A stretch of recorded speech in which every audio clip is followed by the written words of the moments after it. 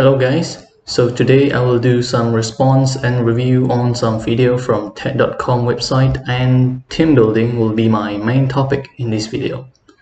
And first I would like to introduce myself. My name is Andrianto and I am a college student from Universitas Internasional Batam.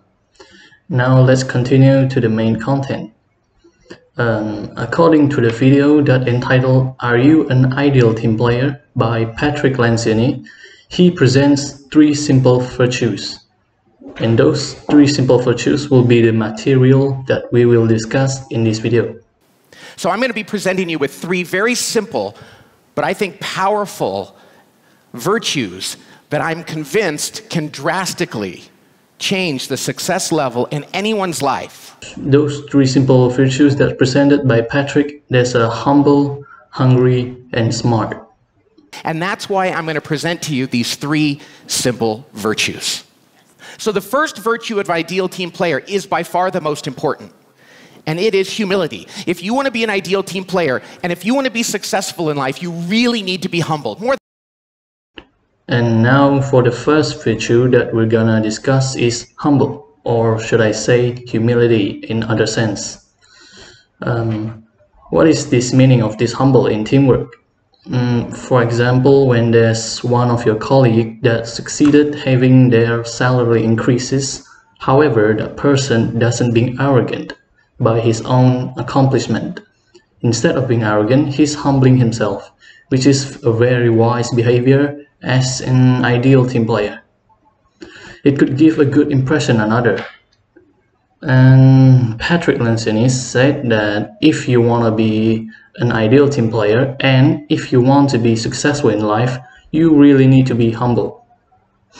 In my opinion, being humble can help us to increase our rate of successful. But in the other hand, there's a chance where sometimes you intentionally being humble could cause your colleague dislike your behavior, and in the end it'll become not an ideal team anymore. So humble or humility doesn't only meant to leaving good impression on others, but it also meant that we need to think about others ahead of ourselves. The second one is equally simple, and it is you have to be hungry. You have to be hungry. People who have an innate hunger about getting work done are much more successful on teams and in life. And for the second virtue, it is hungry. When there's a partner in a team who only prioritizes on getting work done, you can call him as hunger for success. Indeed, this attribute is equally important that need to be included in ourselves. Having a strong work ethic as part of ourselves will provide great achievement in the future. They never just contribute small amount of progress at work or given project, but they provide full capacity of their own capability. Those who hunger for success without doubt will have an impact on a team. Now, the third attribute of an ideal team player is what I call being smart. But it's not about intellectual smarts. This is about emotional intelligence, common sense around how we understand people and how we use our words and actions to bring out the best possible impact in others. And for the third virtue that we're going to talk about is smart. Patrick Lencioni mentioned that smart in ideal team player is not just being smart and intellectual, but it is about emotional intelligence, such as common sense on how we understand people that exist in our daily life. It could be at work, or maybe at school, or even department at an organization. Being smart could bring you best possible impact on others. When you decide to act on what you're capable of, every decision that you make will decide your own path to come. Now, after we discuss those 3 virtues, there's 3 more labels that were mentioned by Patrick Lencioni. These 3 labels were produced by a combination between 2 out of 3 virtues that can be related. The first label, which is combined between humble and hungry, it is accidental mess maker. A person who is humble, the most important one, they think about others ahead of themselves, and they're hungry, they work really hard, but they lack smarts, they're not emotionally intelligent. We call this the accidental mess maker.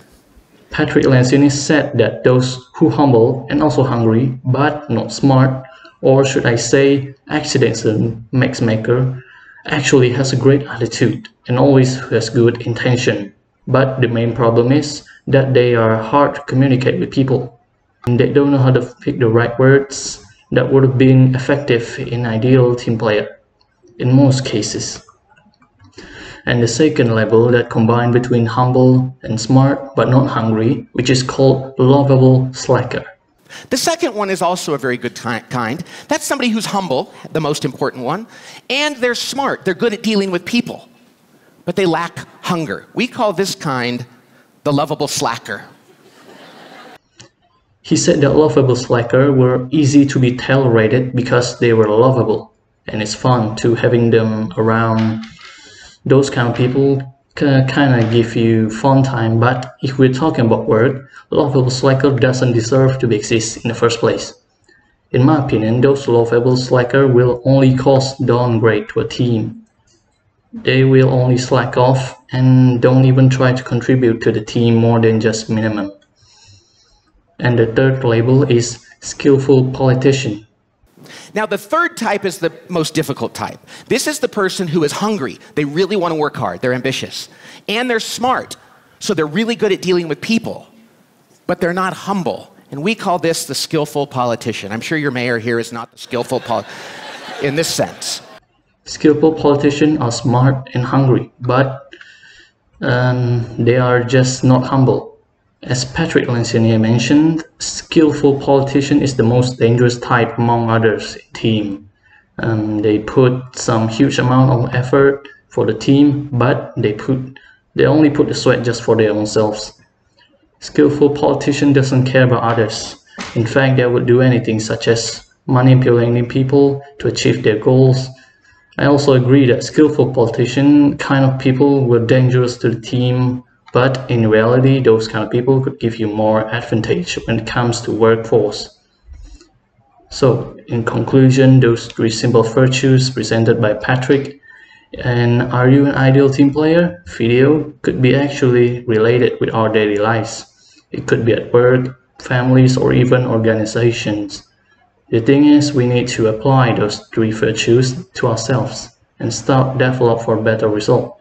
And I hope that this video could help people to understand more about what is teamwork and how we manage to be an ideal team player. Also, thank you for watching this video and have a good day.